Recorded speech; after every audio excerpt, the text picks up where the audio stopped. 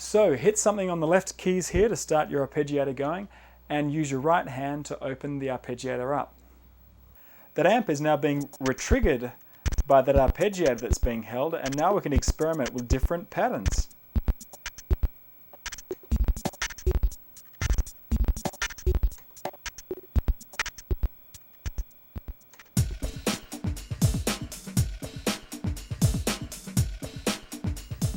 Now, if you're playing patches that only need one note at a time, such as bass lines or lead lines, you'll want to get to know the section just above the volume knob named solo switch. As you can see, the solo switch section has three modes: mono, legato, and unison. Let's start with mono. Here's an easy one to understand. If you want to play more than one note at a time, you leave it off. If you want to play just one note at a time, you turn that on. Now this is saved along with the patches, so you'll notice that the Roland programmers have thoughtfully added this to being on for most of the bass and lead sounds. Let's bring up patch number P1A number 18, Juno Bass Velocity. Hello, tech support. What's the difference between mono and legato? This patch, Juno Bass Velocity, will show us the difference between plain old mono mode and legato mode. In mono mode, as you'd expect, I can only play one note at a time. In other words, every new key that I hit actually cuts off the last one. But you'll notice that it also re-triggers the filter and amp with every new key that I hit. Now contrast this to legato mode, where of course I can only play one note at a time, but we won't re-trigger the filter and amp with every new key strike. This also works really well for lead sounds. If you need an example, just listen to any old Steve Winwood tune.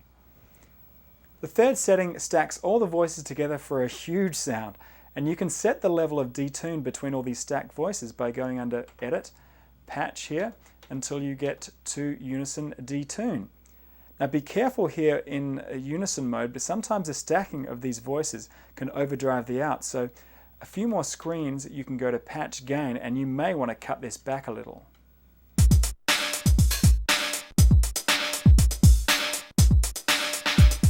Well, that pretty much takes care of it all. By now you should know these two guys back to front, know all their features and functions. If you're fuzzy on any subject, then use the included index card to look up that subject and shuttle to the portion of the tape you need help on. Now before I leave, I want to quickly thank Roland US, and particularly Carl, Doug and Ben for all their help in making this video. And I'll remind you that there are a growing number of video owners manuals that Roland is producing, and you can find them all on Roland's website. You'll find all their details at the end of this videotape. So in closing, let me thank you for your time, and I hope that this tape has helped you get more out of your Roland investment. Till next time, I'm David Wells.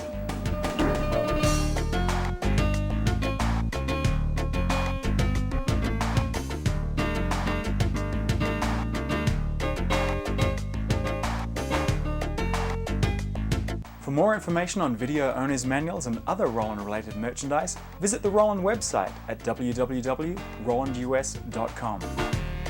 Studio furniture provided by OmniRacks. For complete details on their entire line of innovative workstations, visit www.omniracks.com.